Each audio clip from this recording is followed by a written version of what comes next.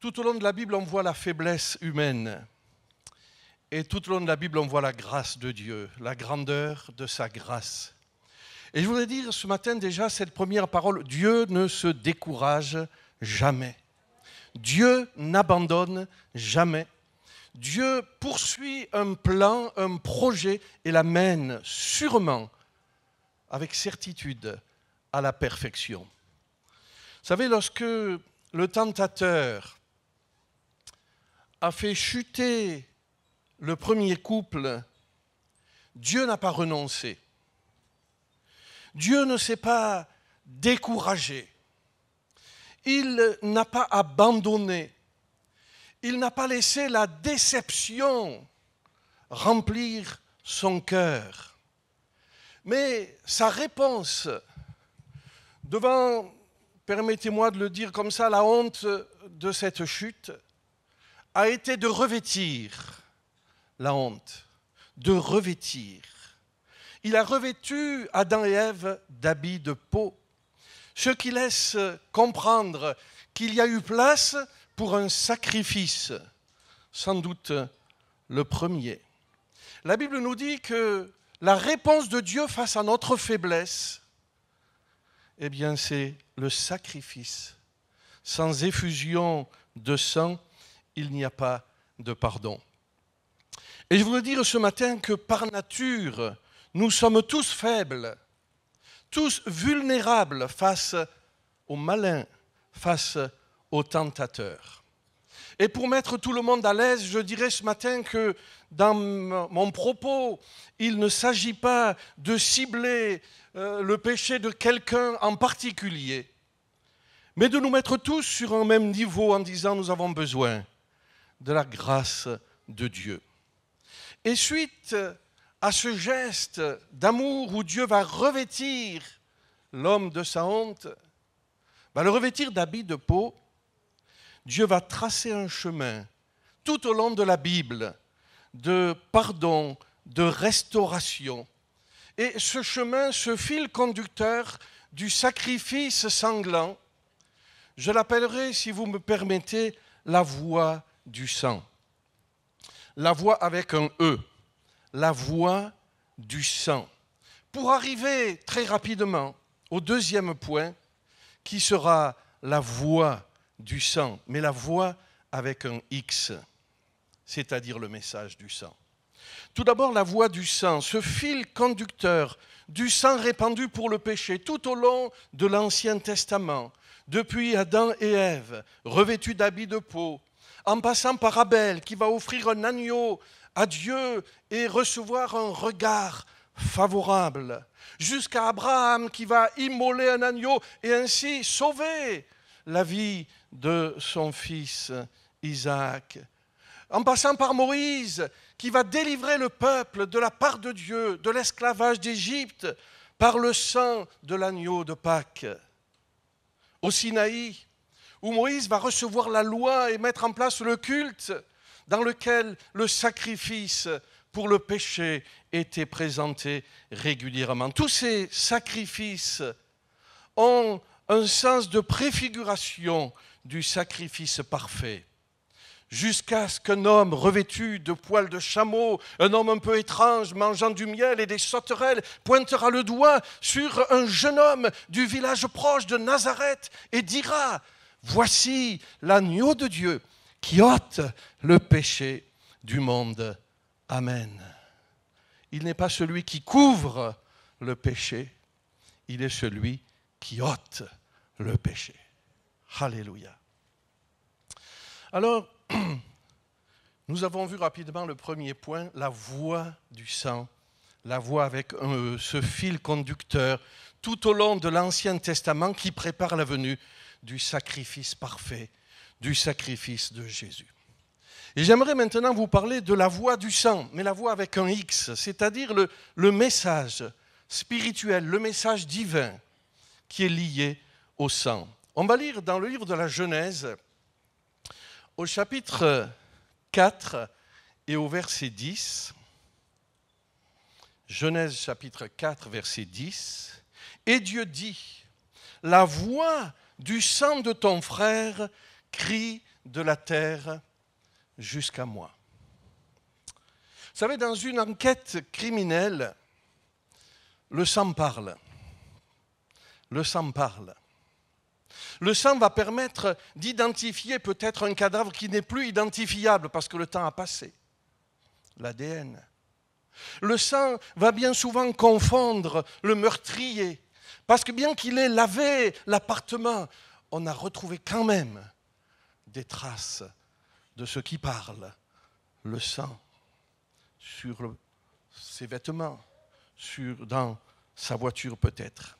Il y a le langage biologique du sang, mais il y a le langage spirituel, et vous comprenez que c'est ce deuxième avec lequel nous allons nous entretenir. J'aimerais parler du sang d'Abel.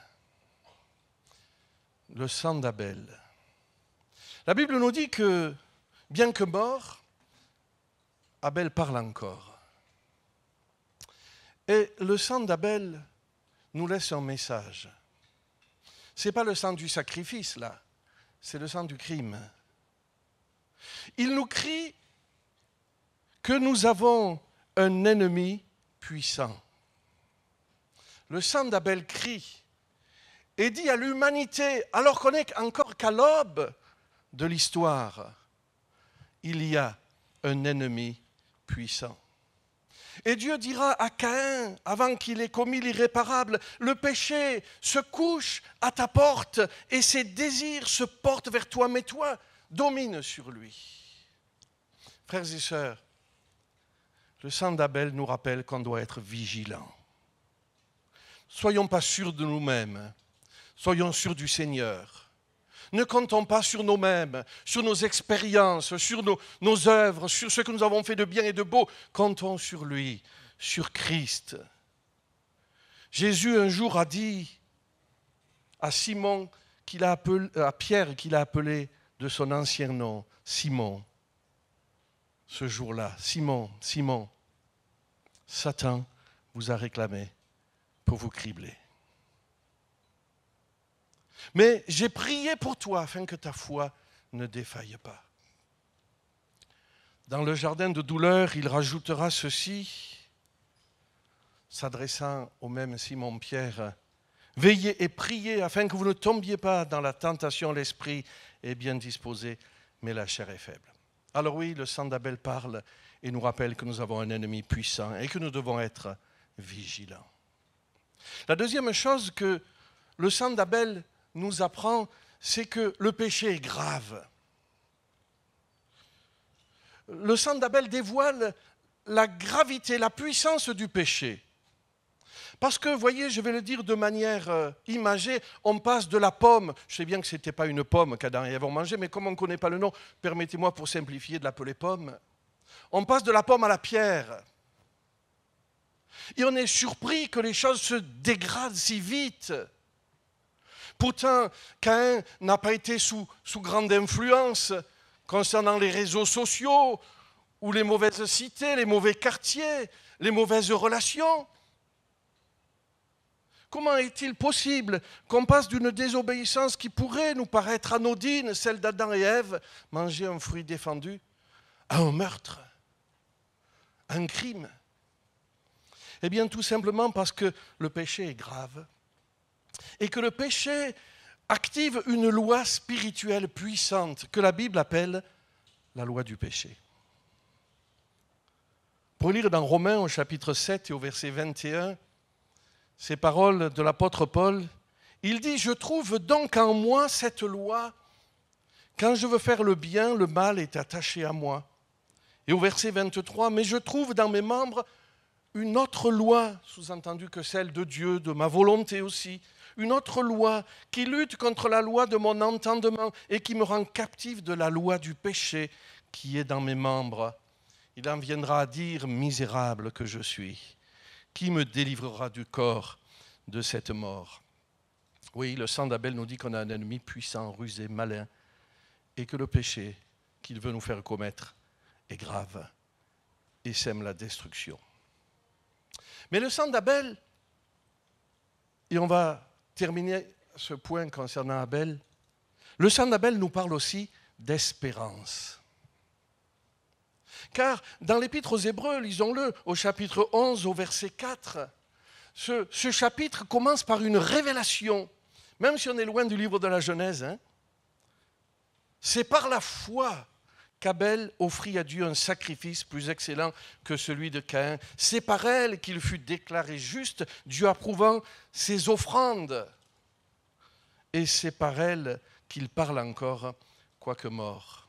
C'est par la foi qu'il a offert un agneau. Il a compris le geste du Créateur qui revêt la honte de la désobéissance par des habits de peau et donc par un sacrifice. Et Abel, par sa foi, par son sacrifice, annonce prophétiquement l'offrande parfaite, celle de l'agneau de Dieu, qui ne couvre pas mais qui ôte le péché du monde.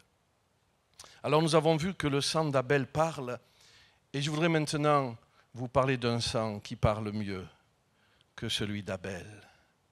Parce que celui d'Abel parlait d'un ennemi terrible, d'une loi tragique et de foi. Mais le sang de Christ nous parle de grâce, de pardon, de relèvement, d'espérance, de promesse. Lisons dans Hébreux au chapitre 12, au verset 22. Vous vous êtes approchés, alors il y a toute une liste, pour arriver au verset 24 de Jésus, qui est le médiateur de la nouvelle alliance, et du sang de l'aspersion qui parle mieux que celui d'Abel. Le sang de Christ parle mieux que celui d'Abel. Et j'aimerais ce matin que nous considérions ensemble ce que nous dit le sang de Christ.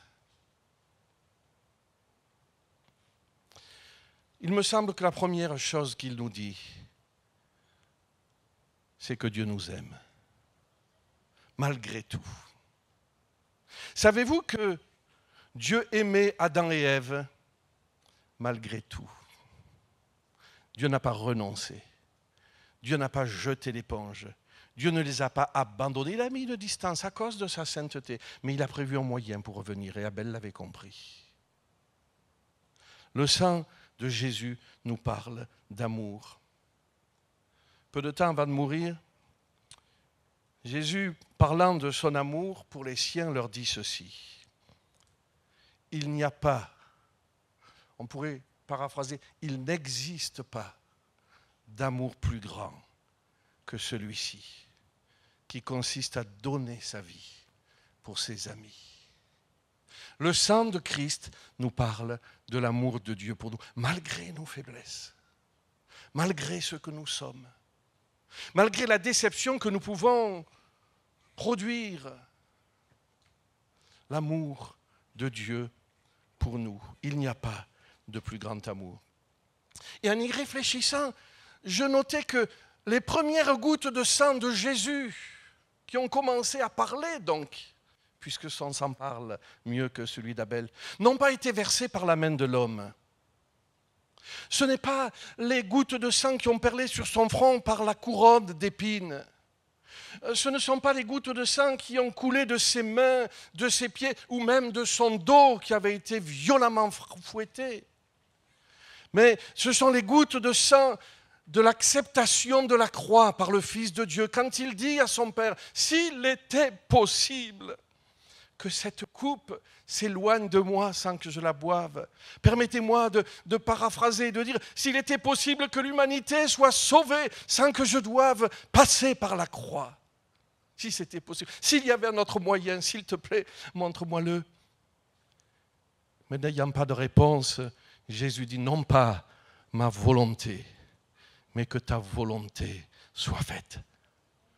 Et sur son front perlent des gouttes de sang, sa sueur se transforme en gouttes de sang, car il sait maintenant et il accepte la mort ignominieuse de la croix. Le sang de Christ parle mieux que celui d'Abel. Le sang de Christ nous parle de l'amour de Dieu face à nos faiblesses, à nos échecs, à nos chutes. Jésus répond, je vous aime. Jésus répond avec amour. Ma sœur, mon frère, tu es aimé de Dieu. Église de Valence, Église Mon Plaisir, tu es aimé de Dieu. Tu es aimé par Christ. D'un amour incommensurable, drôle de nom, qui veut dire d'un amour qui ne peut pas être mesuré, quantifié, évalué, qui dépasse toute mesure. Le diable a semé la haine, une petite désobéissance et la haine de Caïn pour son frère, allant jusqu'au meurtre. Le diable, par la loi du péché, parce qu'il a activé la loi du péché, a semé la haine. Et la réponse de Dieu, c'est de semer l'amour. Alléluia. Non pas le découragement, non pas dire on abandonne, on laisse tout tomber, mais l'amour. La réponse de Dieu, c'est l'amour, le remède de Dieu à nos faiblesses, aux circonstances qui nous affligent. C'est l'amour, l'amour de Dieu. Jésus donnera ce conseil, demeurez dans mon amour. Dans Jean au chapitre 15 au verset 9, il dit, comme le Père m'a aimé. Et la barre est haute, hein? Comme le Père m'a aimé. Demeurez, je vous ai aussi aimé, demeurez dans mon amour. Demeurez. Il va prendre une image, celle du sarment et du cep, et il dit, comme le sarment est attaché au cep, eh bien, demeurez en moi, et je demeurerai en vous. Au verset 5, il dit, celui qui demeure en moi, et en qui je demeure, écoutez bien, porte beaucoup de fruits. C'est possible ça? Jésus l'explique. Sans moi, vous ne pouvez rien faire. Mais si vous demeurez attaché à moi, comme le sarment est attaché au cep, si vous laissez mon amour couler de moi vers vous et de vous vers moi, si vous demeurez attaché à mon amour, à moi, à ma personne, alors malgré votre faiblesse, vous porterez du fruit. Et il dira même, le Père sera glorifié. Le conseil de Jésus, c'est que nous développions, non pas le découragement, ça c'est le conseil de l'ennemi, mais le conseil de Jésus, c'est que nous développions une communion vraie avec lui pour que son amour passe au travers de nous et malgré notre faiblesse, nous permette de glorifier le Père et de porter du fruit. C'est un conseil qu'il va même muter en commandement. Il va dire, voici mon commandement, aimez-vous les uns les autres comme je vous ai aimé. Vous aussi, aimez-vous les uns les autres. Ayons de l'amour, ayez de l'amour les uns pour les autres. Ayons de l'amour les uns pour les autres. Même pour ceux qui tombent sous le coup de l'ennemi. L'apôtre Pierre écrivait ceci avant tout. Ayez les uns pour les autres une ardente charité, car l'amour couvre une multitude de péchés. La réponse de Dieu à notre misère humaine, à notre nature faible, c'est l'amour. Alors il y a de l'espérance. Tourne-toi vers ton voisin et dis, il y a de l'espérance. Amen. C'est beau de vous entendre dire ça. Il y a de l'espérance. Parce que la réponse de Dieu, c'est l'amour. Le sang de Jésus parle mieux que celui d'Abel. Il parle mieux que celui d'Abel parce qu'il nous parle aussi d'une aide efficace. Vous savez, un jour, Jésus a dit, si quelqu'un a soif, qu'il vienne à moi, qu'il boive. Il parlait de l'Esprit. Et le texte précise, l'Esprit n'était pas encore, parce que Christ n'avait pas encore été glorifié. La Pentecôte n'avait pas eu lieu, et ce texte nous explique qu'elle ne pouvait pas avoir lieu, parce que Jésus n'avait pas encore été glorifié. Et peut-être on pourrait dire, mais attendez, avant l'incarnation, avant de naître de la Vierge Marie, il était glorifié dans le ciel déjà, il était semblable à Dieu, il était Dieu. Mais ce texte fait référence au fait qu'après sa mort, Jésus, dans le ciel, s'est présenté dans le sanctuaire. Il est entré dans le sanctuaire véritable, celui qui n'a pas été fait de main d'homme. Et il est rentré avec son propre sang pour nous obtenir une rédemption éternelle. Il a été glorifié, il a vaincu le monde, il a vaincu Satan, il a vaincu le tentateur. Et bien qu'ayant une chair semblable à la nôtre, il a triomphé du péché. Et il est entré dans le ciel, présenté à Dieu, non pas le sacrifice de bouc ou d'agneau, mais son propre sang, obtenant pour nous une rédemption éternelle. Et c'est alors que le Saint-Esprit a pu descendre. Jésus l'annonçait aux siens. Et alors qu'ils sentaient bien la déception et la tristesse parce que les siens, les disciples avaient compris que Jésus allait repartir, il leur dit ceci dans l'évangile de Jean au chapitre 14 et au verset 16. Il leur dit « Et moi, je prierai le Père et il vous donnera un autre consolateur. » Nous aimons Jésus, hein? Et combien de fois la pensée de Jésus nous console, les paroles de Jésus dans l'évangile nous consolent, la présence de Jésus nous console. Mais Jésus dit, vous ne me verrez plus, mais je vous enverrai un autre consolateur, le Saint-Esprit, afin qu'il demeure éternellement avec vous. Dans les temps d'affliction, de tristesse, de déception, laissons-nous consoler par le Saint-Esprit.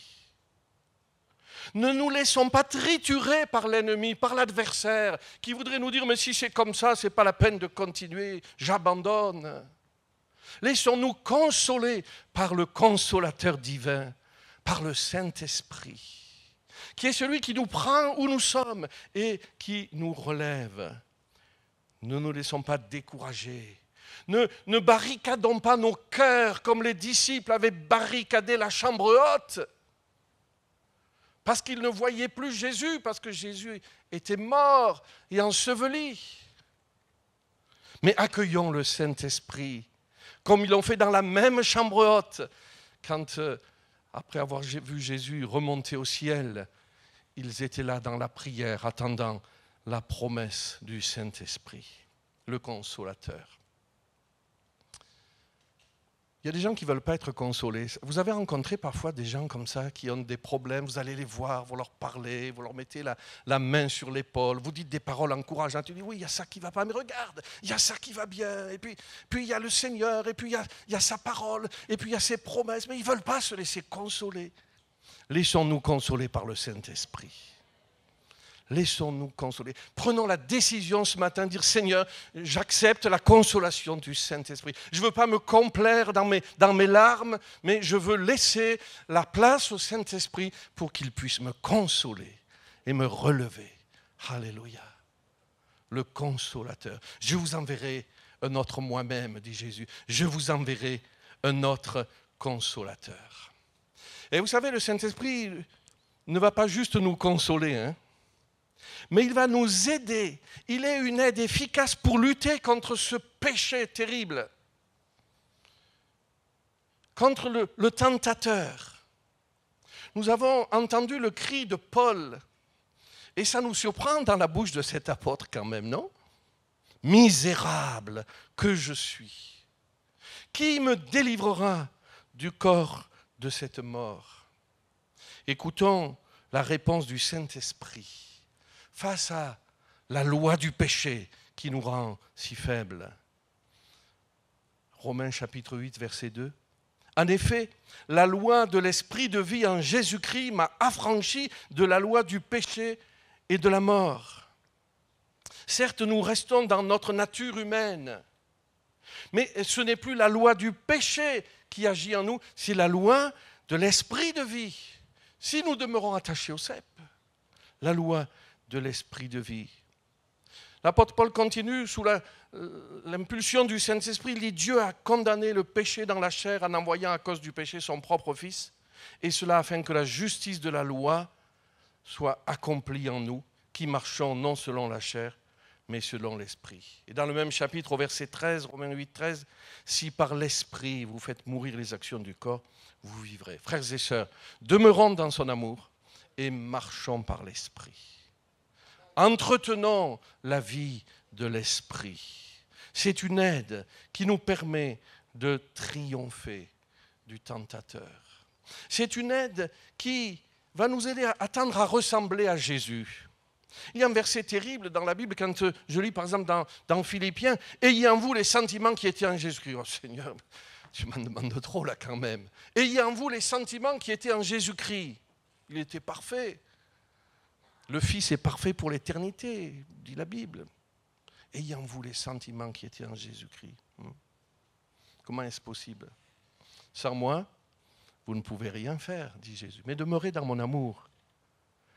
Et accueillez cet autre moi-même, cet autre consolateur que je vous envoie.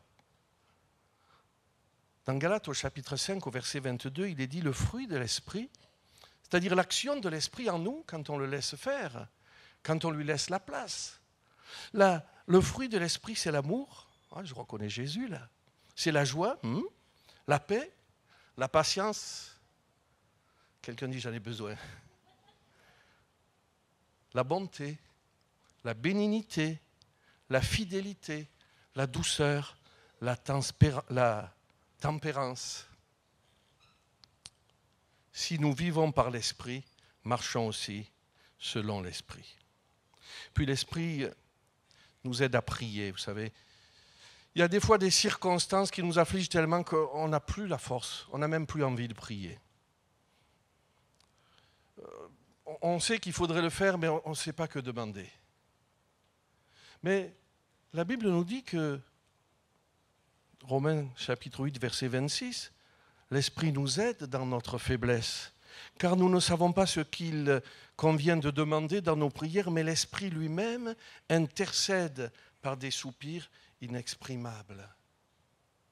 Je crois que lorsque, malgré la tristesse, malgré la déception, peut-être l'incompréhension, je me place devant Dieu, peut-être dans un temps de silence, puis dans un moment où, sachant trop que demander, je vais simplement parler en langue, me tenir là devant le Seigneur, en communion avec l'Esprit de Christ.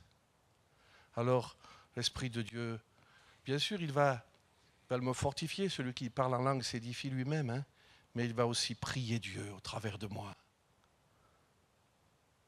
et me consoler et me renouveler. Il m'aide aussi quand j'ai plus envie d'adorer, quand j'ai plus la force d'adorer. Il est dit ici, tu rends grâce par l'Esprit, tu rends d'excellentes actions de grâce. Est-ce que nous pratiquons la vie de l'Esprit? Béni soit Dieu pour les dons spirituels qu'il y a eu ce matin.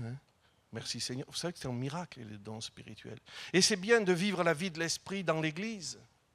Et je crois humblement qu'au travers de ces textes bibliques, l'Esprit de Dieu vous parle et vous fait du bien ce matin. Béni soit Dieu pour l'action de l'Esprit de Dieu. Mais dans nos moments intimes, personnels, privés avec le Seigneur, où on est seul avec lui, n'oublions pas la vie de l'Esprit. Prions en langue, prions en français, mais prions en langue. Louons en français, mais louons en langue. Laissons le Saint-Esprit nous animer. Peut-être quelqu'un dira, mais tu sais, pasteur, moi, mon parler en langue, il est limité, j'ai que quelques mots bien, utilise-les. Utilise-les. Si tu ne les utilises pas, ça va rester quelques mots. Tu ne vas pas les oublier parce que c'est Dieu qui te les a donnés. Et ça, c'est une preuve du miracle du baptême dans le Saint-Esprit. C'est que tu ne les oublies pas. Si j'ai essayé de t'apprendre 3 mots en chinois, si tu ne connais pas cette langue, tu n'arriverais pas à les retenir. Mais quand on a été baptisé dans le Saint-Esprit, il y a des mots qui sont venus et on les a retenus. Et ça, c'est un miracle. Et il faut les utiliser. Mais si tu les utilises, alors ça va se développer. Je lui donnerai de l'eau et cette eau deviendra en lui une source d'eau qui jaillira de son sein jusque dans la vie éternelle. Vous savez, avec mon épouse, nous ne venions pas d'une église de Pentecôte.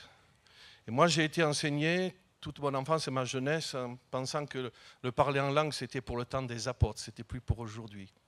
Puis un jour, on est venu dans une église de Pentecôte, une assemblée de Dieu à Alès. Et bon, je fais court parce que sinon ça serait trop long, mais bref, on a fini par croire à la vie de l'Esprit et j'ai été baptisé dans le Saint-Esprit. Et le Seigneur m'a donné 3 mots en langue que je répétais. Et puis, bien sûr, ça s'est développé, parce que je l'ai entretenu, ça s'est développé.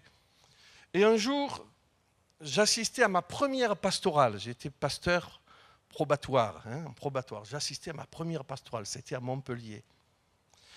Et alors, j'ouvrais des grands yeux, c'était impressionnant. Pour la première fois de ma vie, j'étais au milieu d'une réunion, rien qu'avec des pasteurs. Et je pensais à ce verset, il a relevé le pauvre de le fumier, il a fait asseoir avec les grands. Alors on a chanté des cantiques, et puis un frère a dit, maintenant on va louer le Seigneur, on va prier, et tout le monde s'est recueilli comme cela. Et le Saint-Esprit a parlé à mon cœur et me dit, écoute ce que dit le frère qui est devant toi. C'est étonnant, hein? Mais je savais que ça venait de Dieu. Écoute ce que dit le frère qui est devant toi. Et le frère qui est devant moi, vous l'avez peut-être connu, c'était Daniel Quentin. Alors je me penche un peu plus et j'écoute ce que dit Daniel Quentin. Il parlait en langue. Et il disait les 3 mots que j'avais reçus le jour où j'avais été baptisé dans le Saint. Je ne les utilisais plus parce que je disais, ça doit être les balbutiements du début, comme un bébé qui apprend à parler. Il ne sait pas dire papa, alors il dit papa, papa, papa, papa, papa. Et le papa est convaincu qu'il a dit papa. Et tu entends, chérie, il a dit papa. Il finira par le dire. Mais au début, c'est comme balbutiement. Et moi, je me disais, dans mon ignorance, ces 3 mots, c'est un balbutiement. Alors comme ça s'était développé, je ne les utilisais plus. Et le Seigneur m'a repris. Il m'a dit, tu vois, ce que je t'ai donné, c'est authentique. Utilise-le. Frères et sœurs, marchons par l'Esprit, utilisons la vie de l'Esprit. Il est le consolateur, il est celui qui nous aide à prier même quand ça ne va pas, celui qui nous aide à adorer même quand on n'en a pas envie. Utilisons la vie de l'Esprit. Et je termine en disant que ce consolateur porte bien son nom. Parce que non seulement il nous aide à lutter contre le péché et à repousser le tentateur, non seulement il nous aide à prier, à adorer même quand ça ne va pas, mais il nous permet d'attendre le retour du Seigneur. La Bible est un gros livre. Hein. Vous vous rappelez les dernières paroles prononcées par Jésus dans la Bible, dans le livre de l'Apocalypse. Voici, je viens bientôt. Certains diront, il a dit ça il y a plus de 2000 ans, alors je viens bientôt il y a plus de 2000 ans. Mais vous savez, pour Dieu, 1000 ans sont comme un jour. Hein. Donc pour lui, ça fait 2 jours qu'il a donné sa vie sur la croix. Vous vous rappelez ce que vous avez fait il y a 2 jours? Lui s'en rappelle. Hein? Il a versé son sang comme preuve de son amour. Et c'est avec raison qu'il dit, je viens bientôt.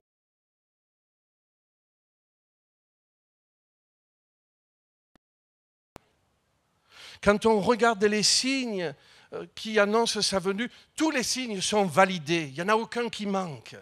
Aucun. Quand on écoute le monde parler, le monde des incroyants, autrefois, il n'y a que dans les milieux chrétiens qu'on parlait de fin du monde. Mais aujourd'hui, c'est les incroyants qui parlent de la fin du monde. Vous savez qu'il n'y a plus beaucoup d'êtres vivants sur la terre aujourd'hui qui ne croient pas à la fin du monde. Ça doit nous parler, cela.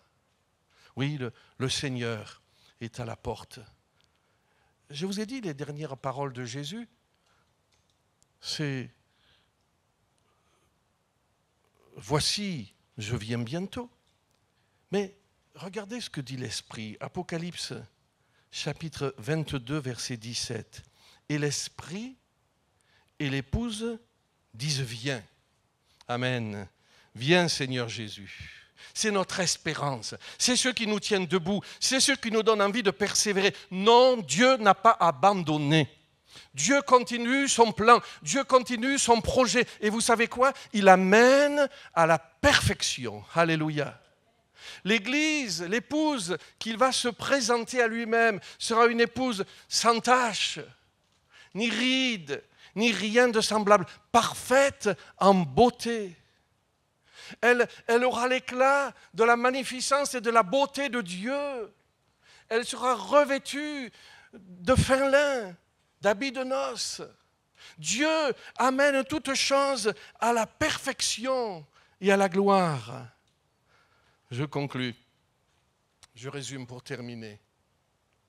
On a vu la voix avec un E du sang qui nous rappelle que Dieu ne renonce jamais.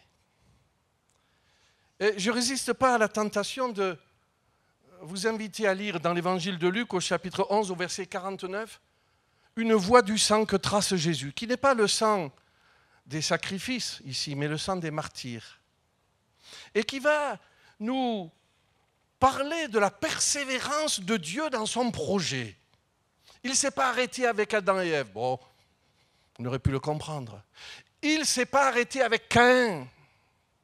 Il ne s'est pas arrêté avec la désobéissance et les murmures d'Israël. Il ne s'est pas arrêté avec la croix. Il ne renonce jamais. Regardez, Luc chapitre 11, verset 49. C'est pourquoi c'est Jésus qui parle. Il dit, la sagesse de Dieu a dit, je leur enverrai des prophètes et des apôtres. Ils tueront les uns et persécuteront les autres, afin qu'il soit demandé compte à cette génération du sang de tous les prophètes qui a été répandu depuis la création du monde. Écoutez bien, depuis le sang d'Abel jusqu'au sang de Zacharie, tué entre l'autel et le temple. Oui, je vous le dis, il en sera demandé compte à cette génération, la génération à qui il s'adresse. Le sang d'Abel, c'est le sang du premier mort de l'histoire de l'humanité. Jamais aucun homme n'était mort avant Abel. C'est le sang du premier mort, mort de mort violente à cause de sa foi, qui a engendré, qui a placé dans le cœur de Caïn de la jalousie. Et parce qu'il n'a pas su veiller, il a tué son frère. Depuis le sang d'Abel jusqu'à celui de Zacharie. Zacharie, c'est le dernier mentionné dans l'Ancien Testament quand on prend la Bible selon l'ordre des livres de la Bible hébraïque, celle dont faisait référence Jésus. Le premier, Abel, le dernier, Zacharie. Et dans l'évangile de Matthieu, Jésus dit, « Comblez donc la mesure de vos pères. » Jésus dit, depuis Abel jusqu'à Zacharie, vous avez tué tous les prophètes et vous allez me tuer moi aussi. C'est ce qu'il est en train de dire. C'est pourquoi il dit, il sera redemandé à cette génération le sang qui a été versé depuis Abel jusqu'à Zacharie. Moi, j'admire la persévérance de Dieu quand même. Pourquoi ne serions-nous pas persévérants? Pourquoi abandonnerions-nous? Pourquoi nous découragerions-nous alors que lui n'abandonne jamais?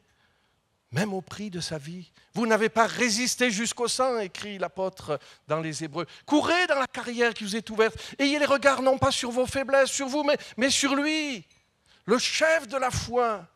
Et courez, afin que ne vous arrêtiez pas l'âme découragée. Et il est précisé, vous n'avez pas encore résisté jusqu'au sang. Lui, il a fait. Il ne s'est pas découragé. Alors ne nous décourageons pas. Nous sommes du côté du vainqueur. Dieu gagne toujours. Dieu n'abandonne jamais. Dieu ne jette jamais l'éponge. Dieu a un projet, un plan, et il l'amènera à la fin à la perfection. Amen.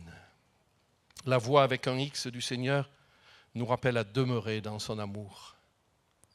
Du sang du Seigneur. La voix avec un X du sang du Seigneur nous appelle à demeurer dans son amour, comme le sarment est attaché au cep, se nourrit de la sève. Développons, frères et sœurs, dans les temps de la fin, dans les temps difficiles, dans les temps de tristesse, de déception, d'affliction, attachons-nous au Seigneur par une vraie communion qui laisse passer son amour et qui laisse porter du fruit par notre vie. Marchons selon l'Esprit, recherchons la vie de l'Esprit, cultivons la vie de l'Esprit. C'est là notre force contre le tentateur. Regardez la fin de l'histoire. Parce qu'on a le grand privilège de connaître la fin de l'histoire. Si Dieu nous avait caché la fin de l'histoire, on aurait eu des raisons d'arrêter, de laisser tomber, de se décourager. Mais parce que nous connaissons la fin de l'histoire, nous pouvons prendre courage, quelles que soient les circonstances. On passe de l'Éden, le jardin, certes de délices, mais de délices terrestres, au paradis, le jardin céleste. Et je puis vous dire, sans avoir besoin de beaucoup d'onction pour le prophétiser, je puis vous dire que ça sera mieux que le jardin d'Éden, le paradis de Dieu. Voici le tabernacle de Dieu. Alléluia. Il essuiera toutes larmes de leurs yeux. La mort ne sera plus. Il n'y aura plus de cris, de deuil, de douleur, de souffrance. Ces premières choses ont disparu. Nous sommes encore dans les premières choses, mais par l'Esprit, nous nous réjouissons de celles à venir. Alléluia. Jésus revient bientôt. Son Église sera, nous l'avons dit, sans tache ni ride, ni rien de semblable. Et tout cela, passer de l'Éden au paradis, d'une Église marquée par la faiblesse à une Église parfaite, tout cela est possible par le sang qui parle mieux que celui d'Abel, le sang de Christ. D'ailleurs, il y aura un cantique dans le ciel. Je vois dans l'Apocalypse les êtres célestes, les 24 vieillards, les anges et les hommes sont d'un commun accord pour chanter les louanges de celui qui est assis sur le trône. Et ils chantent ceci: tu as racheté pour Dieu par ton sang. Tu as racheté pour Dieu par ton sang des hommes de toute tribu, de toute langue, tout peuple, de toute nation, et tu as fait d'eux un royaume des sacrificateurs pour notre Dieu, et ils régneront sur la terre. Frères et sœurs, courage. Courage. La terre est marquée par la faiblesse, mais le prince de paix revient bientôt, et nous régnerons avec lui sur la terre. Que personne ne s'arrête l'âme découragée. Persévérons, le Seigneur est proche. Il est à la porte. Relevons la tête. Marchons les regards fixés sur le chef de la foi, sur celui qui est mort, qui a versé son sang, afin de pouvoir le présenter à Dieu pour notre rédemption, mais celui qui est ressuscité, qui est glorifié, qui est assis à la droite de Dieu et qui revient bientôt. Est-ce que je peux demander aux musiciens de venir me rejoindre sur l'estrade, s'il vous plaît? On va avoir un petit moment, un court instant où nous pouvons réfléchir à ce que nous avons entendu. Et peut-être dire au Seigneur, je veux profiter de ce moment où tu as parlé à mon cœur pour renouveler cet attachement que doit avoir le sarment au cep. Seigneur, j'ai laissé tant de choses prendre la place entre toi et moi. Je veux demeurer dans ton amour. Je veux demeurer dans ton amour. Est-ce que nous pouvons, dans un moment de prière, nous allons nous recueillir, fermer nos yeux si vous le voulez bien. Et alors que les musiciens jouent une mélodie pour nous aider dans ce moment important de recueillement, où nous sommes dans la présence de Dieu, dire au Seigneur, je veux demeurer dans ton amour. Peut-être je m'en suis un peu éloigné. Peut-être j'ai aimé tant d'autres choses qui étaient sans importance. Je veux revenir à l'essentiel. Je veux demeurer dans ton amour.